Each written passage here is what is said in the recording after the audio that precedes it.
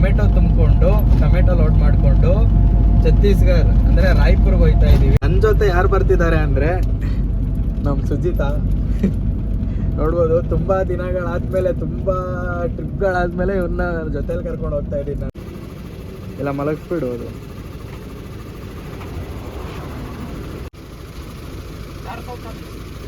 $440 great ಗುರು. ಸೈಡ್ಗೆ ಹಾಕಿದ್ವಿ, ಹಸುವಾಗ್ತಿತ್ತು ಅಂದ್ಬಿಟ್ಟು ನಾನಿದ್ದೆ. ಹಂಗೆ ಒಂದು ಪೂರಿ ತಿಂದ್ಕೊಂಡು ಹೋಗೋಣ ಅಂದ್ಬಿಟ್ಟು ನಿಲ್ಸಿದ್ದೀವಿ ಸೈಡ್. ಅಂದರೆ ಹಾಳಾಗಿರೋದು. ಯಪ್ಪ, ಗಾಡಿ ಮಲ್ಗೆ ತೋಡುತ್ತೆ ಅಂದರೆ ಬಾಯಿಗೆ ಬರ್ತವೆ ಗುರು. ಹಚ್ಚಕ್ಕೆ ಶುರು ಮಾಡಿ ಏನೂ ತಿಂದಿರಲಿಲ್ಲ, ಅದಕ್ಕೆ ಒಂದು ಬಿರಿಯಾನಿ ಬುಕ್ ಮಾಡಿದ್ವಿ. ಕರೆಕ್ಟಾಗಿ ಇಲ್ಲಿ ಬಿದ್ದಿದೆ ಗುರು ಏಟು. ಇಲ್ಲಿ ಬಿದ್ದು ಇದು ಸ್ವಲ್ಪ ಹಿಂಗೆ ಮೇಲೆ ಬೆಂಡಾಗ್ಬಿಟ್ಟಿದೆ. ಇಲ್ಲಿ ನೋಡ್ತಾ ಇರ್ಬೋದು ಆ ಥರ ಆಗ್ಬಿಟ್ಟೈತೆ ಅಂತ. ಏನು ಮಾಡೋಕ್ಕಾಗಲ್ಲ.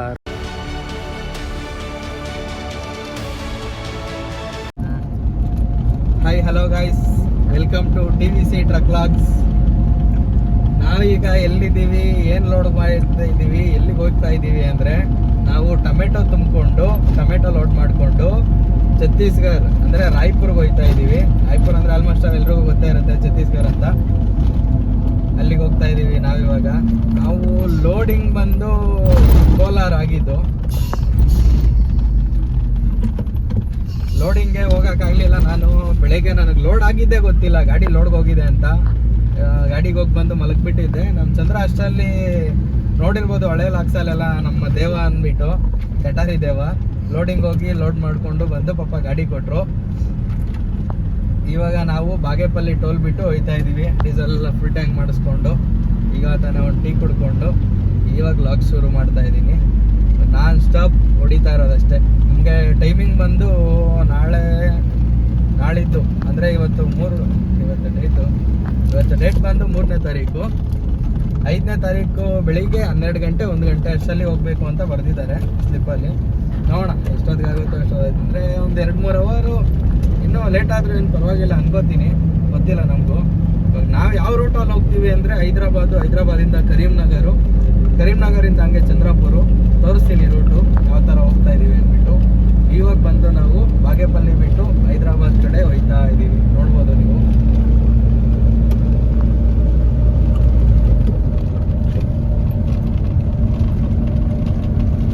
ನೋಡ್ತಿರ್ಬೋದು, ಡೀಸೆಲ್ ಫುಲ್ ಟ್ಯಾಂಕ್ ಮಾಡಿಸ್ಕೊಂಡೆ. ಡೀಸೆಲ್ ಫುಲ್ ಟ್ಯಾಂಕ್ ಮಾಡಿ AdBlue ಒಂದು ತೊಗೊಬೇಕು. ಮುಂದೆ ಅನಂತಪುರ ಎಲ್ಲರೂ ತೊಗೊಳೋಣ ಅಂದ್ಕೊಂಡಿದ್ದೀನಿ. ಈಗ ನನ್ನ ಜೊತೆ ಯಾರು ಬರ್ತಿದ್ದಾರೆ ಅಂದರೆ ನಮ್ಮ ಸುಜಿತಾ. ನೋಡ್ಬೋದು, ತುಂಬ ದಿನಗಳಾದ್ಮೇಲೆ, ತುಂಬ ಟ್ರಿಪ್ಗಳಾದ್ಮೇಲೆ ಇವನ್ನ ಜೊತೆಲಿ ಕರ್ಕೊಂಡು ಹೋಗ್ತಾ ಇದ್ದೀನಿ ನಾನು. ಸುಮಾರು ಒಂದು 2 ರಿಂದ 3 ತಿಂಗಳಾಗೋಯ್ತು ಇವನ್ನ ಜೊತೆಲಿ ಕರ್ಕೊಂಡೋಗಿ. ಹೋಗ್ತಾ ಇರಲಿಲ್ಲ ಅವರು ಸಿಚುವೇಶನ್ನು. ನಮ್ಮ ಚಂದ್ರ ನೀನೇ ಹೋಗು ಈ ಟ್ರಿಪ್ಪು, ನೆಕ್ಸ್ಟ್ ಟ್ರಿಪ್ ಹೋಗ್ತೀನಿ ನಾನು ಅಂತಂದ. ಅದಕ್ಕೋಸ್ಕರ ಈಗ ಹೋಗ್ತಾ ಇದ್ದೀನಿ. ಇಲ್ಲಿ ನೆಕ್ಸ್ಟು ಬಂದು ನಮ್ಮ ಗರುಡಾಗೆ ಹತ್ತೀವಿ. ಏನೋ ಸಮಾಚಾರ? ಅಲ್ಲಿಂದ direct non stop Anantapur showroom ಹತ್ರ ಬಂದ್ವಿ. ಶೋರೂಮ್ ಹತ್ರ ಬಂದು ಒಂದು AdBlue ಬೊಕೆಟ್ ಒಂದು ತೊಗೊತಾ ಇದ್ದೀವಿ. ತೊಗೊಂಡು ಇವಾಗ ಹಾಕ್ಕೋಬೇಕು. ಎಲ್ಲಿ ಅದು ಒಳಗಡೆ ಹಾಕೋ.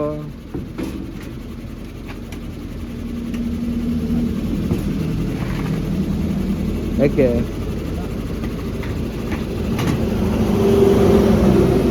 ಈ ಸೈಡ್ ಇಡು, ಪರವಾಗಿಲ್ಲ. ಇಲ್ಲ ಮಲಗಿಸ್ಬಿಡೋದು.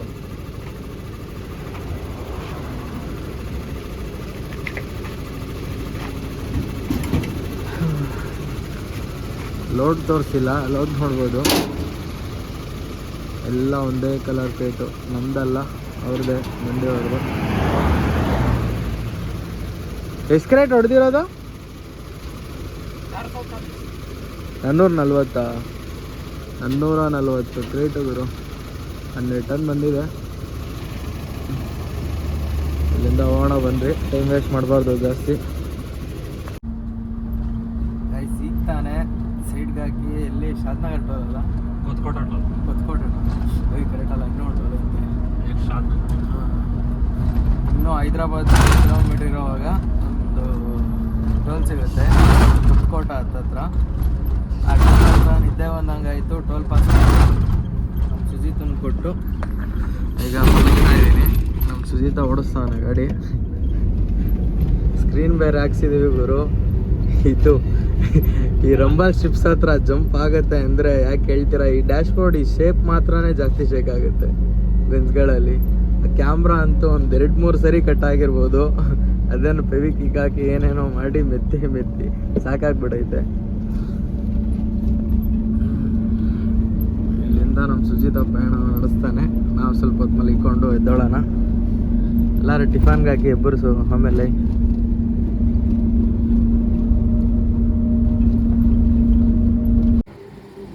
ಐಸ್ ಕುತ್ಕೋಟ ಟೋಲಲ್ಲಿ ಕೊಟ್ಟಿದ್ದು ನಮ್ಮ ಹುಡುಗ. ಹೈದ್ರಾಬಾದ್ ರಿಂಗ್ ರೋಡ್ ಎಲ್ಲ ಪಾಸ್ ಮಾಡಿ ಇನ್ನೇನು ಕರೀಂನಗರ್ ಒಂದು 60-70 ಕಿಲೋಮೀಟರ್ ಇದೆ. ಇಲ್ಲೇ ಇವಾಗ ಸೈಡ್ಗೆ ಹಾಕಿದ್ವಿ. ಹಸುವಾಗ್ತಿತ್ತು ಅಂದ್ಬಿಟ್ಟು ನಾನಿದ್ದೆ. ಹಂಗೆ ಒಂದು ಪೂರಿ ತಿಂದ್ಕೊಂಡು ಹೋಗೋಣ ಅಂದ್ಬಿಟ್ಟು ನಿಲ್ಸಿದ್ದೀವಿ ಸೈಡ್ಗೆ ಹಾಕಿ. ತೆಲಂಗಾಣ ಎಂಟ್ರಿ ಆದರೆ ಅಷ್ಟೇ ಗುರು, ಇಡ್ಲಿ ಪೂರಿ ದೋಸೆ ಬೋಂಡ ಅಷ್ಟೇ ಸಿಗೋದು.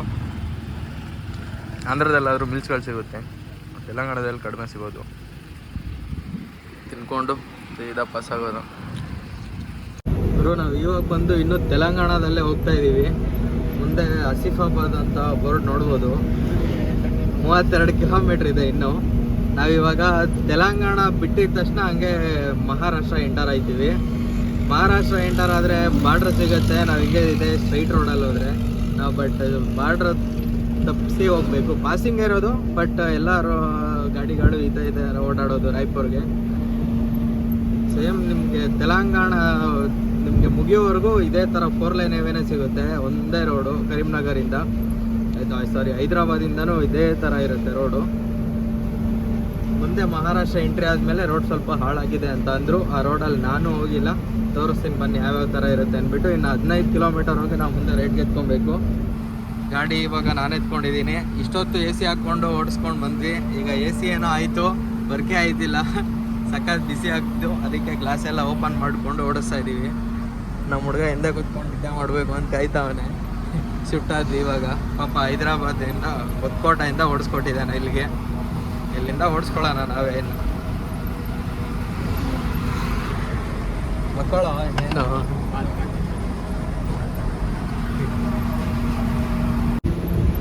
ಹೈವೇಯಿಂದ ಸರ್ವಿಸ್ ರೋಡ್ಗೆ ಇಳ್ಕೊಂಡ್ವಿ. ಇನ್ನೇನು ಆಸಿಫಾಬಾದ್ ಅಂತ ಒಂದು ಊರು ಬರುತ್ತೆ. ಆ ಊರು ಒಂದು 15 ಕಿಲೋಮೀಟರ್ ಇದೆ ಅನ್ನೋವಾಗ. ಇದು ಸಿರ್ಪುರ್ ಮತ್ತು ಕಾಗಜ್ ನಗರ್ ರೋಡ್ ಅಂತ ಈ ರೋಡ್ ಹೋಗ್ಬೇಕು ನಾವು. ಇಲ್ಲಿ ಬ್ರಿಡ್ಜ್ ಕೆಳಗಡೆ ರೈಟ್ ಇಟ್ಕೊಂಡ್ರೆ ಒಂದೇ ರೋಡ್ ಹೋಗಿರು. ಚಂದ್ರಾಪುರ್ಗೆ ಎಂಟ್ರಿ ಕೊಡೋಲ್ಲ ನಾವು.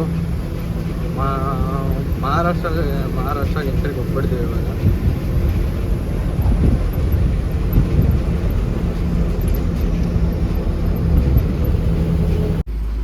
ಇಲ್ಲಿಂದ ರೈಟ್ಗೆ ಎತ್ಕೊಂಡ್ವಿ. ಇಲ್ಲಿಂದ ಸಿಂಗಾಲ್ ರೋಡ್ ಸ್ಟಾರ್ಟು. ಹಿಂಗೆ ಮುಂದೆ ಹೋಗಿದ್ರು ಒಂದು 15-20 ಕಿಲೋಮೀಟ್ರ್ ಅಷ್ಟೇ ಗುರು, ಡಬಲ್ ರೋಡು. ಆಮೇಲೆ ಮಹಾರಾಷ್ಟ್ರ ಎಂಟ್ರಿ ಕೊಟ್ಬಿಡ್ತಿದ್ವಿ. ಹಂಗೆ ಹೋಗಿದ್ರೆ ತೆಲಂಗಾಣ RTO ಆಫೀಸು ಸಹ ಸಿಗ್ತಿತ್ತು. ಅಲ್ಲಿ ಎಂಟ್ರಿ ಕೊಟ್ಬಿಟ್ಟು ಪಾಸ್ ಆಗಬೇಕಾಗಿತ್ತು. ಮತ್ತು ಮಹಾರಾಷ್ಟ್ರ ಬಾರ್ಡ್ರ್ ಚೆಕ್ ಪೋಸ್ಟ್ ಸಿಗುತ್ತೆ, ಅಲ್ಲಿ ಘಾಟ ಸಿಗುತ್ತೆ. ಅಲ್ಲಿ ವೆಬ್ಬಿಟ್ ಮಾಡಿಕೊಂಡು ಮತ್ತೆ RTO ಆಫೀಸಲ್ಲಿ ದುಡ್ಡು ಕೊಟ್ಟು ಅಲ್ಲಿ ಎಂಟ್ರಿ ಕೊಟ್ಬಿಟ್ಟು ಹೋಗ್ಬೇಕಾಗಿತ್ತು. ಹಿಂಗೆ ಹೋದರೆ ಯಾವುದೂ ಸಿಗಲ್ಲ.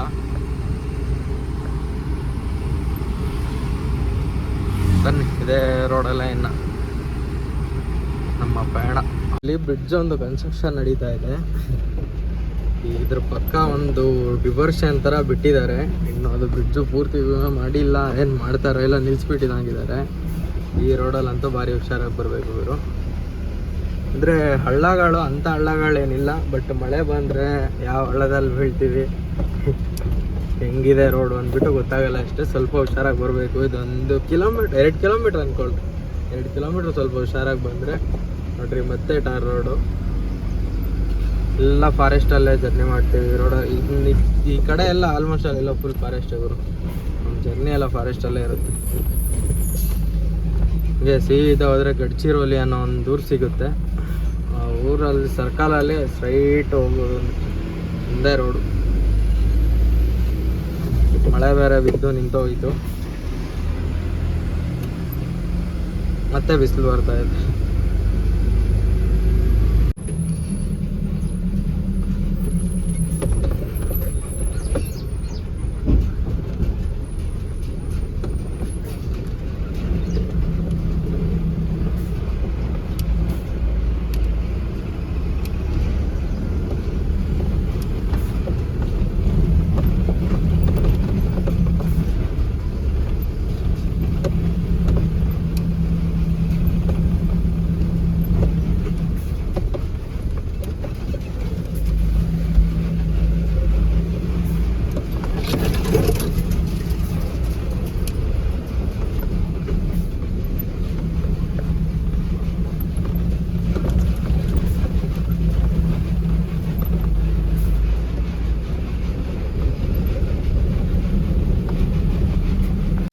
ಇಷ್ಟೊತ್ತು ಈ ವಿಡಿಯೋ ಏನು ನೋಡಿದ್ರಿ ಇವರು, ಇದಕ್ಕೆ ಡಬ್ಬಲ್ ಇದೆ ರೋಡು, ಅಂದರೆ ಹಾಳಾಗಿರೋದು.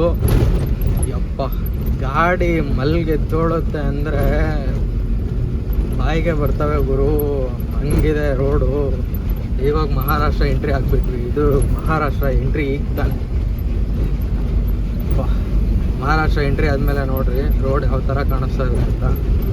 ಪೂರ್ತಿ ಟಾರ್ ರೋಡು. ಇದೇ ಸರ್ಕಲ್ಲೇ ನಾವು ಹೇಳಿದ್ದು ಗಡ್ಚಿರೋಲಿ, ಇದರಲ್ಲಿ ಸ್ಟ್ರೈಟ್ ಹೋಗ್ಬೇಕು ಅಂತ ಹೇಳಿದ್ದು.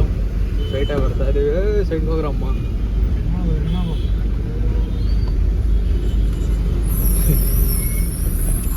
ನಮ್ಮವನಿದ್ದವನೇ ಎದ್ದು ಸಮೋಸ ಎಲ್ಲ ಜ್ಯೂಸು ಎಲ್ಲ ತಂದಿದ್ದ, ತಿಂದು ಕುಡ್ದು ತೆಗಾಡ್ಕೊಂಡು ಹೋಗ್ತಾ ಇದ್ದೀವಿ. ಮಧ್ಯಾಹ್ನ ಊಟ ಏನೂ ಮಾಡಲಿಲ್ಲ.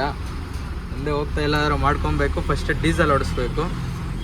ಮುಂದೆ ಒಂದು ಇಂಡಿಯನ್ ಬಂಕ್ ಇದೆ, ಅಲ್ಲಿ ಹೊಡ್ಸೋಣ ಅಂದ್ಬಿಟ್ಟು ಹೋಗ್ತಾ ಇದ್ದೀವಿ. ಹಂಗೂ ಹೋಗ್ಬೋದು ಗುರು, ಆ ಸರ್ಕಲಲ್ಲಿ ರೈಟ್ ತೊಗೊಂಡು ಹೋಗ್ಬೋದು. ಬಟ್ ರೋಡ್ ಸರಿ ಇಲ್ಲ, ಸುಮ್ಮನೆ ಯಾಕೆ ಅಂದ್ಬಿಟ್ಟು ಹಿಂಗೆ ಹೋಗ್ತಾ ಇದ್ದೀವಿ. ಈಗ ಬಂದಿದ್ದೆ, ಬೈಕ್ ಬಂದಿತ್ತು ರೋಡು.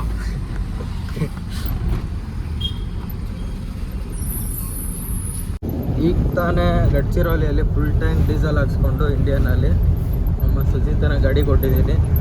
ಇಲ್ಲಿಂದ ಸಿಂಗಲ್ ರೋಡು. ಇದೇ ರೋಡಲ್ಲಿ ಹೋದರೆ ಮುಂದೆ ರೈಟ್ ತೊಗೊಬೇಕು. ಗಡ್ಚಿರೋಲಿ ಬಿಟ್ಟು 30 ಕಿಲೋಮೀಟರ್ ಕರೆಕ್ಟಾಗಿ ರೈಟ್ ತೊಗೊಂಡ್ರೆ ಸೀದಾ ನಮಗೆ Nagpur to Raipur highway connect ಆಗುತ್ತೆ. ಆ ರೋಡ್ಗೆ ಹೋಗ್ತೀವಿ, ಛತ್ತೀಸ್ಗಢಗೆ ಎಂಟ್ರಿ ಆಗಿಬಿಡ್ತೀವಿ.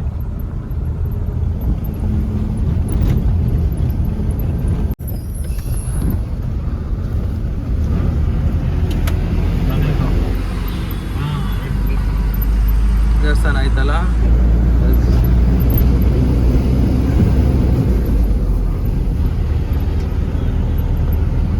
ಇಲ್ಲೇ ಈಗ ತಾನೇ ರೈಟ್ ಹೊಡ್ಕೊಂಡ್ವಿ. ಗಡ್ಚಿರೋಲಿ ಬಿಟ್ಟು 30 ಕಿಲೋಮೀಟ್ರ್ ಬಂದು ಇಲ್ಲಿಂದ ಡೈರೆಕ್ಟ್ ಒಂದೇ ರೋಡು, ಸಿಂಗಲ್ ರೋಡು. ಆದರೂ ಚೆನ್ನಾಗಿದೆ. ಡೈರೆಕ್ಟ್ ನಾಗ್ಪುರ್ ಟು ರಾಯ್ಪುರ್ ಹೈವೇಗೆ ತೊಗೊಂಡೋಗುತ್ತೆ, ಕರ್ಕೊಂಡೋಗುತ್ತೆ.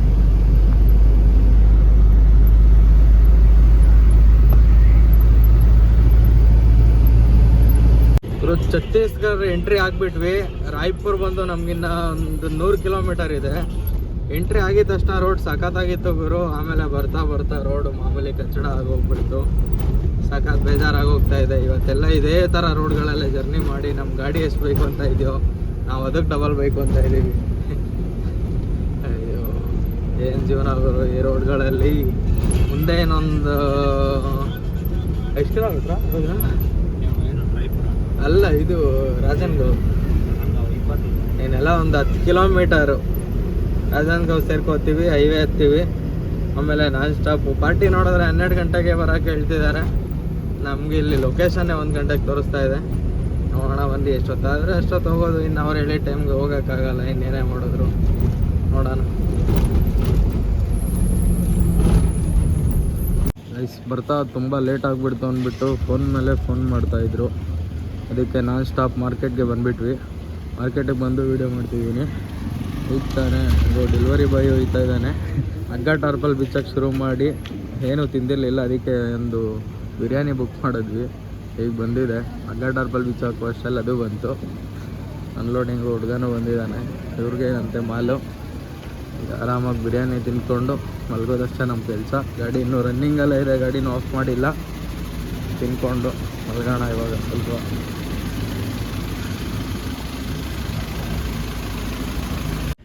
ಬಿರಿಯಾನಿ ತಂದಿದ್ದು ಈಗ ತಿಂತಾ ಇದ್ದೀವಿ. ಟೇಸ್ಟ್ ಮಾತ್ರ ಸಖತ್ತಾಗಿದೆ. ಪಾಪ ಡೆಲಿವರಿ ಬಾಯ್ ತುಂಬ ಖುಷಿ ಆಗೋದ ಮಾತಾಡಿಕೊಂಡು. ನಮ್ಮ ಸುಜಿತ ಪಾಪ ಟಿಪ್ಸ್ ಎಲ್ಲ ಕೊಟ್ಟ. ಪಾಪ ಕಷ್ಟಪಡ್ತಾರೆ, ಕೊಡ್ರಿ ಅಣ್ಣ ಅಂದ್ಬಿಟ್ಟು ಮಸ್ತಾಗಿ ತಿಂತಾವನೆ. ಉಪೇಂದ್ರ ಮೂವಿ ಬೇರೆ ಹಾಕವನೆ, ನೋಡ್ಕೊಂಡು ತಿಂತಾ ಇದ್ದೀವಿ. ಇದು ಯಾವ ಮೂವಿ ಅಂದ್ಬಿಟ್ಟು ಗೆಸ್ ಮಾಡ್ರಿ ನೋಡೋಣ. ಉಪೇಂದ್ರ ಫ್ಯಾನ್ಸ್ ಯಾರಾದರೂ ಇದ್ದರೆ. ಬಿರಿಯಾನಿ ತಿಂದು ಮಸ್ತಾಗಿ ಮಲ್ಗೋದಷ್ಟೇ ಕೆಲಸ. ಬೆಳಿಗ್ಗೆ ಮಾರ್ಕೆಟ್ ಹೆಂಗಿದೆ ಏನು ಕತೆ ಅಂತ ತೋರಿಸ್ತೀನಿ. ಅನ್ಲೋಡಿಂಗು ಶುರು ಮಾಡಿದ್ದಾರೆ, ಗಾಡಿ ಶೇಕ್ ಆಯ್ತಾ ಇದೆ. ನಮಗೆ ತಿಂದಿದ ತಕ್ಷಣ ನಿದ್ದೆ ತಡ್ಕೊಳಕ್ಕಾಗಲ್ಲ, ಮಲಗಿಬಿಡ್ಬೇಕಷ್ಟೇ ಇವಾಗ. ಸಿಗ್ತಾನೆ ಗಾಡಿಯಲ್ಲಿ ಊಟ ಮಾಡಿಬಿಟ್ಟು ಮಲಗಿದ್ವಿ.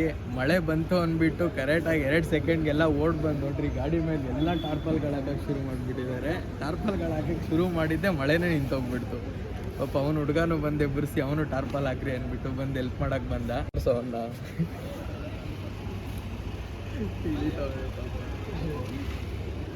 ಬಸ್ಸಲ್ಲೆಲ್ಲ ಮಳೆನೇ ನಿಂತೋಯ್ತು ಗುರು. ಅಯ್ಯೋ ನಾವು ಬಟ್ಟೆದು ಹಾಕಿದ್ರೆ ಎತ್ತಕ್ಕಾಗಲ್ಲ ಅಂದ್ಬಿಟ್ಟು ರಗ್ಸಿನ್ ಎತ್ತಿದ್ವಿ, ಮಳೆನೇ ನಿಂತೋಯ್ತು. ಇಲ್ಲೇ ಇರಲಿ ಬಾ ಹಾಕೊಂಡು ಹಿಂಗೆ ಎತ್ಕೊಂಡು.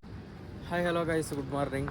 ಬೆಳಗ್ಗೆನೇ ಇದ್ದು ನೋಡೋ ಅಷ್ಟರಲ್ಲಿ ಎಲ್ಲ ಖಾಲಿನೇ ಮಾಡಿಬಿಟ್ಟಿದ್ರು ನೋಡಿ. ಖಾಲಿ ಗಾಡಿ ಟಾರ್ಪಾಲು ಎಲ್ಲ ಇದ್ದಿದ್ದ ತಕ್ಷಣ ಮುಡಿಸ್ಬಿಟ್ಟು ಹೋಗಿ ಬಾಡಿಗೆ ಕಲೆಕ್ಟ್ ಮಾಡ್ಕೊಂಬಂದು, ಈಗ ಆ್ಯಡ್ ಬ್ಲೂ ಇರಲಿಲ್ಲ, ಆ್ಯಡ್ ಬ್ಲೂ ಹಾಕ್ಕೊತಾ ಇದ್ದೀವಿ. ಮತ್ತು ಇಲ್ಲಿಂದ ನಾಷ್ಟ ಹೋಗೋಣ ಅಂದ್ಬಿಟ್ಟು ಎಲ್ಲ ಬಾಡಿಗೆ ಎಲ್ಲ ಕಲೆಕ್ಟ್ ಮಾಡಿಕೊಂಡು ನೋಡಿ, ಇಲ್ಲೇ ಹೋಟ್ಲ್ ಕಾಣಿಸ್ತಾ ಇದೆ. ಇಲ್ಲೇ ಹೋಗಿ ಒಂದೆರಡು ರೋಟಿ ತಿನ್ಕೊಂಡು ಟಿಫನ್ ಮಾಡಿಕೊಂಡು ಬಂದ್ವಿ. ಹುಡುಗ ಆ್ಯಡ್ ಬ್ಲೂ ಆಗ್ತಾವನೆ.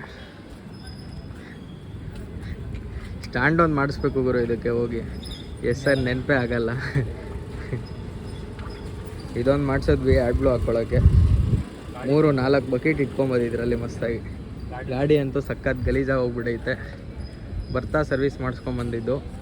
ನಿನ್ನೆ ಬಂದು ಈ ಕರೆಕ್ಟು ಇದು ಬಂಪರ್ ಬೇರೆ ಟಚ್ ಆಗಿದೆ ಅಂತ ಹೇಳಿದ್ನಲ್ಲ, ತೋರಿಸ್ತೀನಿ ಬನ್ನಿ ಯಾವ ಥರ ಆಗಿದೆ ಅಂದ್ಬಿಟ್ಟು ನೋಡಿ. ಕರೆಕ್ಟಾಗಿ ಇಲ್ಲಿ ಬಿದ್ದಿದೆ ಗುರು ಏಟು. ಇಲ್ಲಿ ಬಿದ್ದು ಇದು ಸ್ವಲ್ಪ ಹಿಂಗೆ ಮೇಲೆ ಬೆಂಡಾಗ್ಬಿಟ್ಟಿದೆ. ಇಲ್ಲಿ ನೋಡ್ತಾ ಇರ್ಬೋದು ಆ ಥರ ಆಗ್ಬಿಟ್ಟೈತೆ ಅಂತ. ಏನು ಮಾಡೋಕ್ಕಾಗಲ್ಲ, ರೋಡ್ ಹಂಗಿತ್ತು ಗುರು. ನೋಡಿ ಇಲ್ಲಿ ಫ್ಲ್ಯಾಟ್ ಆಗಿಬಿಟ್ಟೈತೆ, ಇದು ರೌಂಡ್ ಶೇಪ್ ಇದೆ ಇದು.